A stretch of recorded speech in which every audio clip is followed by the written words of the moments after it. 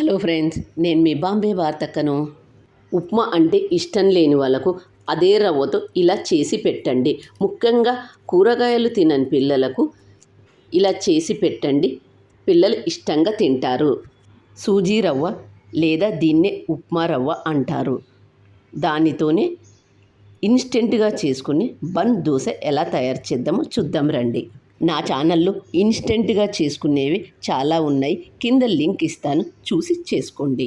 సూజీ రవ్వతో ఉప్మా చేస్తే ఎవరు తినరు, కానీ ఇలా చేసి పెట్టండి, అందరూ తింటారు. సూజీ లేదా దీన్ని ఉప్మా రవ్వ అంటారు. 1 కప్. ఏ కప్పుతో అయితే సూజీ రవ్వ తీసుకున్నామో అదే కప్పుతో 1 కప్పు శనగపిండి తీసుకోండి. ఏ కప్పుతో అయితే రవ్వ శనగపిండి తీసుకున్నామో అదే కప్పుతో 2 కప్పుల నీళ్లు తీసుకోండి. సన్నగా కట్ చేసుకున్న ఉల్లిగడ్డలు, సన్నగా కట్ చేసుకున్న క్యారెట్ ముక్కలు,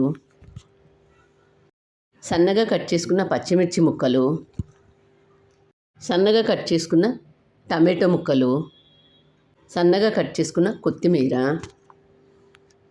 ఫ్రూట్ సాల్ట్ 1/2 టేబుల్ స్పూన్, నువ్వులు 2 టేబుల్ స్పూన్స్.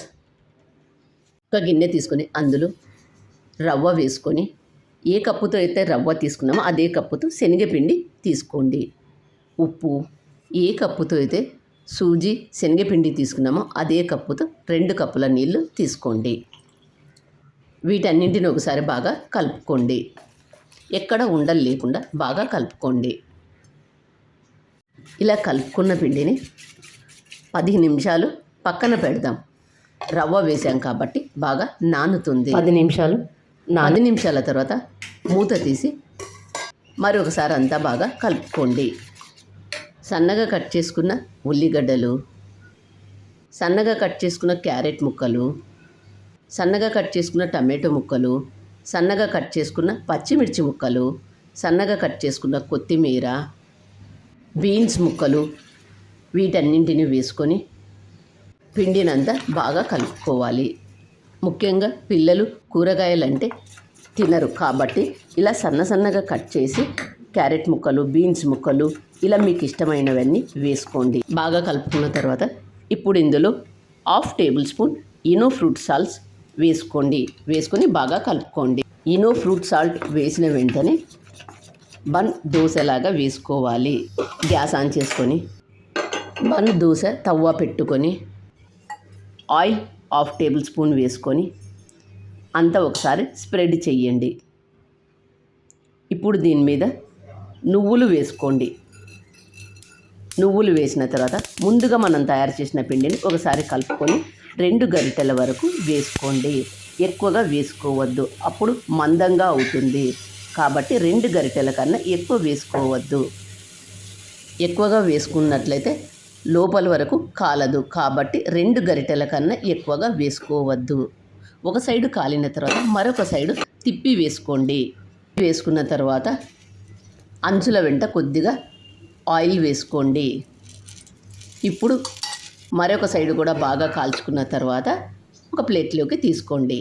అలాగే మరొకటి వేసి చూపిస్తాను చూడండి. కొద్దిగా ఆయిల్ వేసుకొని అంతా స్ప్రెడ్ చేసుకొని నువ్వులు కొద్దిగా వేసుకొని ఇప్పుడు ముందుగా మనం తయారు చేసి పెట్టుకున్న పిండిని 2 గరిటెల వరకు వేసుకోండి. ఎక్కువగా వేసుకోవద్దు. అంతా ఒకసారి స్ప్రెడ్ చేసి గరిటెతో స్ప్రెడ్ చేసిన తర్వాత మూత మూసి బాగా కాలిన తర్వాత కొద్దిగా అంచుల వెంట ఆయిల్ వేసుకొని ఒక సైడు కాలిన తర్వాత మరొక సైడు తిప్పి వేసుకోండి.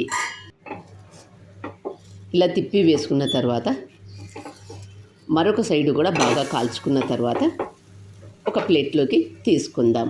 అంచుల వెంట ఆయిల్ వేసుకొని బాగా కాల్చుకున్న తర్వాత ఒక ప్లేట్లోకి తీసుకుందాం. అలాగే మిగిలిన వాటినన్నింటినీ కాల్చుకోండి. పిండి ఫ్రిడ్జ్లో పెట్టుకోవద్దు, ఈనో పౌడర్ వేసాం కాబట్టి. ఇలా చేసిన వాటిని ఒక ప్లేట్లో సర్వ్ చేసుకొని కొబ్బరి పచ్చడితో కానీ లేదా టమాటో కెచప్తో కానీ సర్వ్ చేసుకొని తింటే పిల్లలు పెద్దలు అందరూ ఇష్టంగా తింటారు.